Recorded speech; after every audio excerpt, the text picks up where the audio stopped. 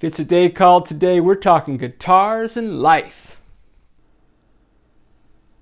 Welcome back, friends, to another episode of Ted Talks Guitars and Life. I am here working on the LP Leo Jaymz kit guitar. And I'm about to dial this bad boy in. And I thought, hey man, let's hang out and talk guitars and life. That's what I'm talking about, Jack. So yeah, man, I am going to go through the process that I would go through. Hey man, there's a lot of guys who hang out on the channel who've been doing this a lot longer than I have. And know a lot more about this than I know. So guys, hey, can you do everybody a favor? As I'm walking through this, if you want to put your process, the tools, the steps that you take in the comments, man, maybe that'd be helpful for somebody. Now, some of you have been doing this a very long time, a lot longer than I have, and so a lot of this is going to be too rudimentary for you. So I apologize in advance if this vid is not blowing your hair back, Jack. But for those who are new to some of this, I thought it might be helpful for me to walk through some of this. So I'm going to take you through my process again. Dave over at Dave's World of Fun Stuff, man, he likes to say there are no rules, just guidelines. So I'm going to just take you through what I would typically do when I dial a guitar in. And we'll go from there, man. I'm going to put a vid at the very end of this vid where I talk about all the tools that I'm going to use. Okay, that way it doesn't sound like a commercial. You are aware of what I'm using, and maybe that'll be helpful, maybe not. So there's a couple different ways you can measure this. You can measure it by hand, kind of this way. And you should be able to get a piece of paper through there. But you probably don't want much more of that. Now, this is a player preference thing, okay? So some people say that what you want is 0.018. Okay, so this is higher than that. Some people would prefer 20. So this is a my nut height gauge, okay? So I could put this in there. If I wanted 0.20, and I could tell that nut's got to come down. You see that? Okay, but again, another way you can do that is just put your finger on the 3rd fret and then see if you can get, you want it almost touching. Okay? All right. Now, I should say that before I'm doing this step, I have tuned the guitar. I have adjusted the relief. I have set my action. I have intonated this guitar. This guitar is intonated.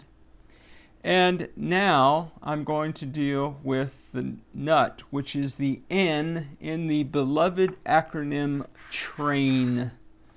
Tune, relief, action, intonation, nut. So the way I do this, now there's also another thing about this particular nut is straight up plastic. I may or may not upgrade this to a bone nut, depends on how much courage I have down the road. But this guitar I think came with 9s. Alright, this is a 42, these are 46 strings, so it's going to be a little taut in there. But the idea is, and I can kind of groove it out a little bit using this tool, a little bit side to side. Okay, I don't want it just a big gaping hole or anything. But so the idea is a couple schools of thought with this particular tool. The tool will ride the frets here, and then you want to file so that you hear the little sound there, so that the nut slot is the same height as the bottom of this tool, leaving you that much room. Okay? So I'm not going to trust that as my only measurement, but it's going to be a good starting point. And I can't go any deeper because I'm on the frets. You see that, right? Now I could get really heavy-handed and come off the frets. I'm not going to do that. The other thing I'm going to do is I'm going to slightly angle down.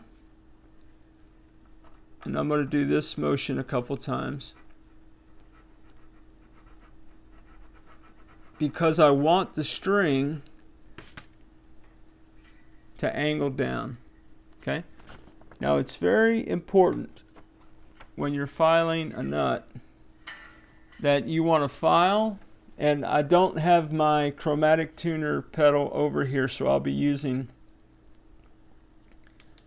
this little bad clip on here if I have batteries, which apparently I do.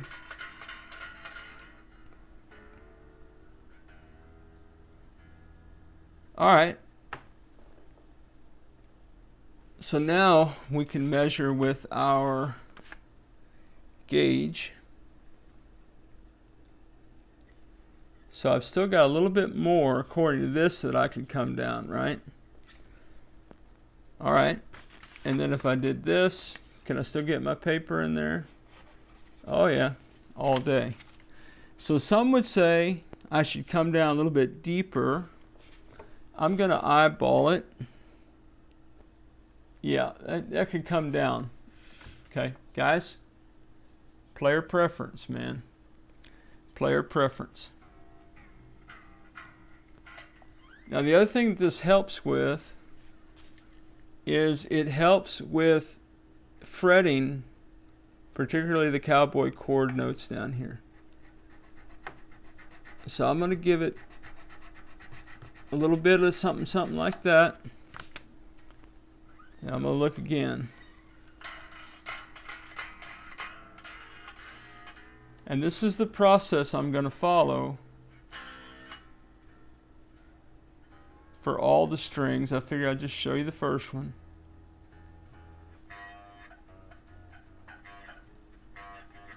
Got a nice little buzz action going there. That's exciting.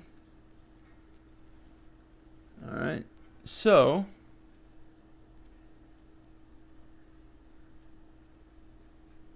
with it fretted, right, I can't get it in there, but without it, alright.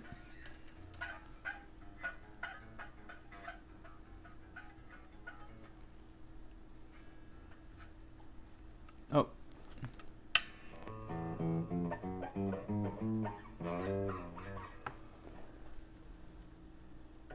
I can just about live with where it is myself, but in the interest of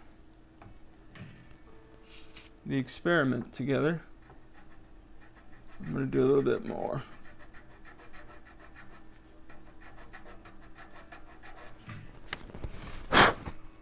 Go T-shot. That's the money.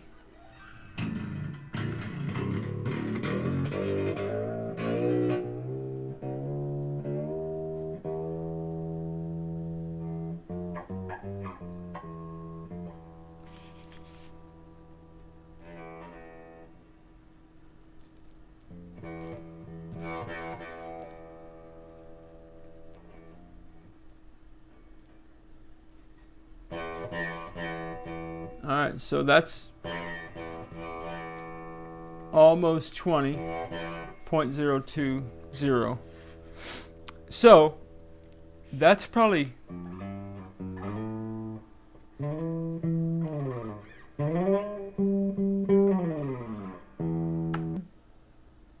okay. Now this is the other reason that filing the nuts is important. I can barely get this string in and out of this. See that? You want the string to be able to glide through there. You don't want it on lockdown. So again, that's where your filing will be helpful.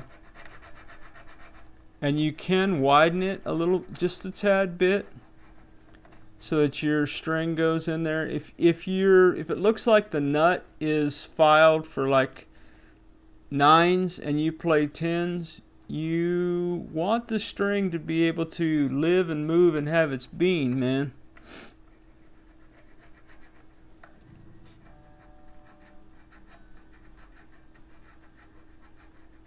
These are diamond files. It's overkill for plastic. But that being the case, it's still got that poppy in and outy kind of thing, which I'm not a fan of. So let me just show you some other tools here. You could, if you wanted to, use something like this. That's way too big. Now, they're not marked for a guitar, so you just kind of have to eyeball it.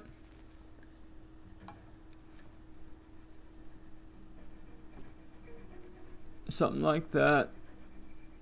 And I'm trying to widen that a little bit. Now, the other thing that you could do, if you had, next time you get some strings and you string your guitar, keep the clippings that come off the end, and you can use those as sort of a natural file as well. Particularly if you have a set of those from 10s, then you can use that to work this out. This is plastic. It's fairly agreeable to being filed. Now, I still need to widen that out. You see how I have to kind of press that in there? That's not good, guys. You want the string to be able to flow. Okay? Now, I'm going to go back to that string in a minute. The other thing that I'm going to do, though, while I'm here, is I'm going to make sure that the E is just a little bit wider than that for my purposes. And I'm just trying to kind of use the sides of this file to widen this a skosh. Just a little bit. I'm not going deeper. I'm trying to get a little bit wider with it. Yep. That's what we're doing. Talking guitars and life, man. Filing nuts, man. How exciting could this be? Didn't know what kind of adventure you were getting into, did you? Now, the other thing you can do is you can kind of go side to side a little bit like that. Kind of. It's very descriptive. I thought it was pretty descriptive. Yep. That's too big still. So, you know, what you might want to do is go, if you get a set like this, you may just want to find the ones that fit for the gauge of strings that you use most often and take them off of this. Kind of like, you know, man, I don't know, how many keys are on your keychain right now? I think that's a matter of human wiring, man. I know some brothers, man, that got 30 keys on their keychain. They don't use 30 keys. They just carry every key they ever had in their whole life on their keychain. So, same kind of thing, you know. Same kind of thing. Now the low E, the bass E, this is the only one that you kind of have to do this with, because with my file set, I would just use the next biggest file to open these up, if that makes any sense at all. There you go. You see how that kind of... Now the string is taut, so... See that? In and out. It's not grabbing anymore. It's not grabbing anymore, and that's good. You don't want it grab. I'm not going deeper. I'm doing sides still. Okay, now, since I'm showing you one nut slot, or was supposed to be before I got excited and went to the next one, I'm going to show you the Big Ben sauce. Guys, put it in the comments, what do you lube the nut slots with if you do this kind of thing? Alright, so this little thing, I'm just going to put a drop of that in there. Basically like that. And then it has this little handy dandy tool with it, which I've just about broken off. And I'm just going to kind of work that in the slot, man. And so that's going to help lubricate as well, so that the string just needs to be able to you know, live in there, but not be constrained. Now, a lot of people also lube the bridge. Guys, if you lube the bridge saddles, why don't you put in the comments what you use to do that? Contextually, let's do LP type. Now, part of this is because I'm heavy-handed. And part of that little buzzing might just be a tweak I need to make now that I've lowered the nut slot just a little bit. Alright, I'm going to call the base E done. I'm going to follow that procedure for all of these. I don't think you need to watch that. Put it in the comments, guys. What do you do? Hey, did I do it right? I don't know. Feel free to chime in. As I mentioned in the first half of this video, what's going to proceed in the next half of the video is going to be me talking about a series of tools that I use when I dial in a guitar. Now, I want to make you perfectly aware of something in the spirit of full transparency and disclosure. The channel has become an Amazon affiliate. Now, it's sort of ironic and somewhat funny because in so many of my videos I have taken a comical shot at my dear brother 2-Bike Mike by saying things like, "Hey Mike, not a sponsored video." And while none of the products that you're going to see in this video or anything displayed on the table, I have never received a free product from Amazon ever, ever, ever. Now, being an Amazon affiliate, what does that mean? Some of you have asked me several times how you can support the channel. And there's really not a lot of ways to do that don't involve me asking for money, and I don't like asking for money.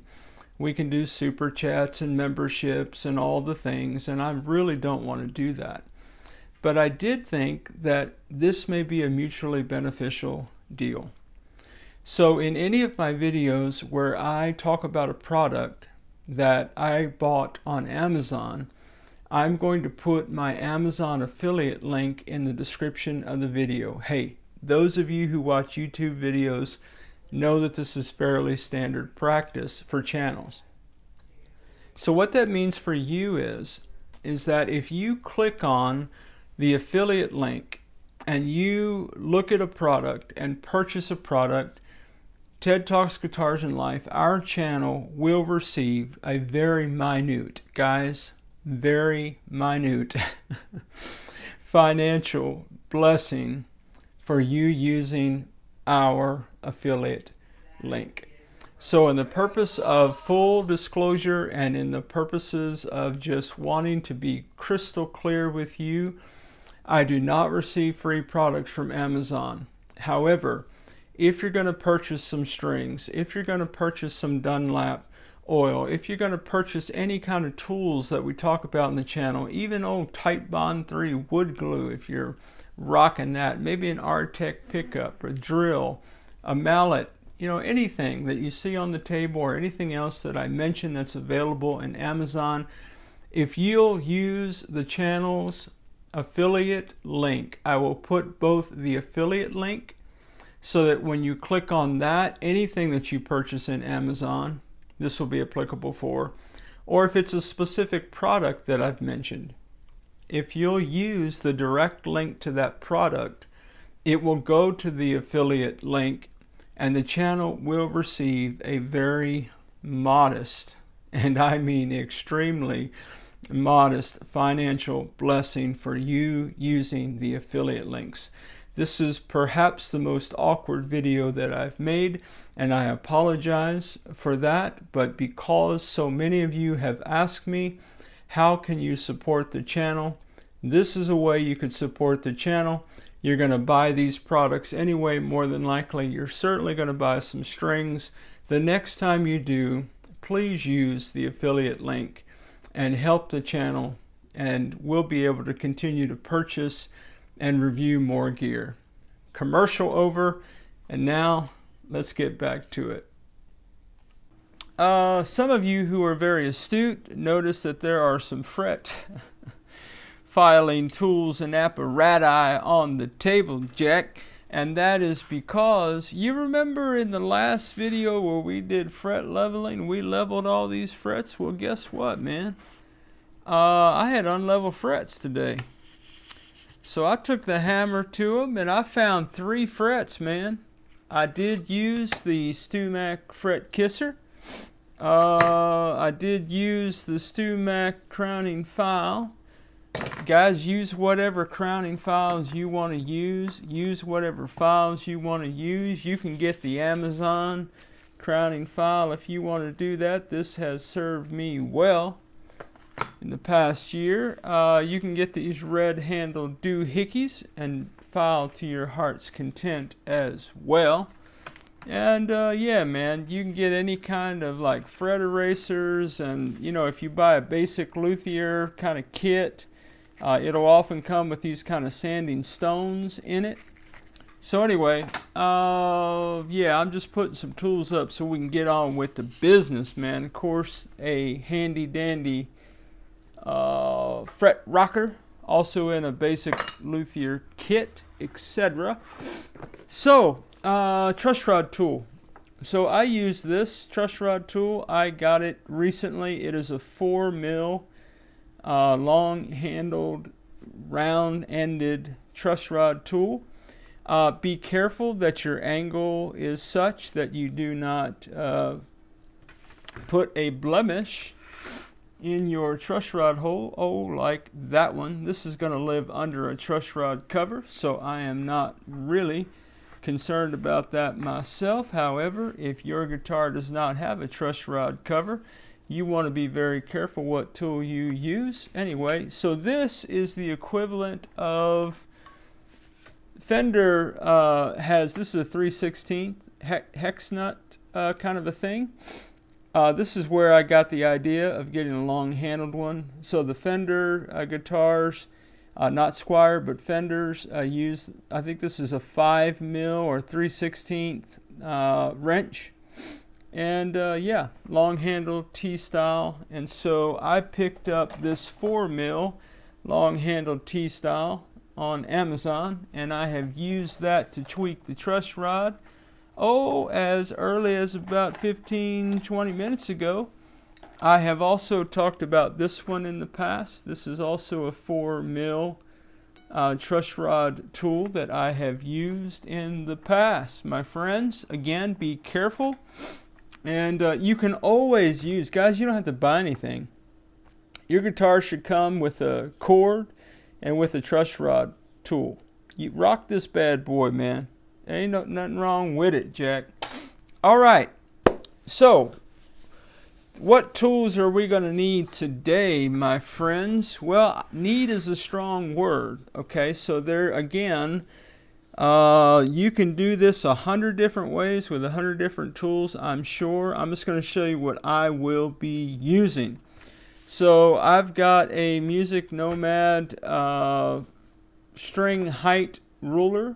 I've got another one, a silver one, that's a Dunlop that I could not find. So yeah, about that. I would show it to you if I could find it, but I can't. I have this handy dandy nut height gauge, MusicNomad as well. Guys, you can buy a set of feeler gauges on Amazon that will come in all different widths or height. I don't know if that's width or height, you know. So anyway, I'm going to use my MusicNomad nut height gauge. I'm going to use my MusicNomad truss rod gauge, which I've already done. And I'm going to use a capo, which we you probably already have. We are going to file the nut down, and I am going to use the MusicNomad Equipment Care yellow handled doohickeys with the diamond files in them. I will not be using the Groobar by Hosco. The Groobar, basically the idea of that is you would put it under the strings and file down to those. I'm going to go about things differently. Again, these are pretty pricey. Guys, you don't need to buy any of this, man. You can buy nut slot files. I've even used something like this in the past. Okay? Or you can buy whatever you want, man. You do you. Okay. I'm going to use some of this Big Ben's nut sauce just because I've had it for about a year and I've still got some left. So I'm going to be doing that, using that when I get to it. The pickup height. So one of the things that's really important is that your pickup height is not so close to the strings that the magnets and the pickups actually pull the strings toward the magnet, thus taking your guitar out of tune.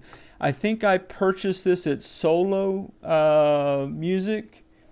I don't know if these are available anymore. They kind of go in and out of stock. It's a somewhat fairly popular item. The treble strings, the three higher strings, use the thinner, and the top bass strings, the thicker.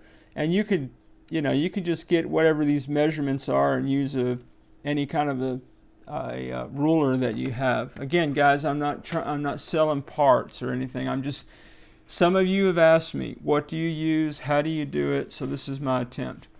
This is a loose guitar neck straightness check tool. And again, there are more proficient ways of assessing your neck, whether or not it is flat or not, but this is a good starting point. The reason that the arrow is on there is because this is for Tele Strat, this is for an LP style, which I really don't have a lot, so usually I'm going to be using this one. But on this one I would do it this way, and I have relief in this. I have quite a bit of relief in it. Well, as always, wherever you are in your guitar journey, I pray it's a long, smooth, safe, joy-filled ride for you, Jack. Rock on with your bad selves, everybody. We'll catch you down the road. And if I had a piece of paper, why is this guy never prepared? I don't know, man. It's like a epidemic of unpreparedness. And I'm wheeling my chair on my cord, on my microphone cord. Man, what in the world? Everybody's fired. Everybody's freaking fired, man. Alright. Dude, that's how you break your... That's why the microphone doesn't work half the time.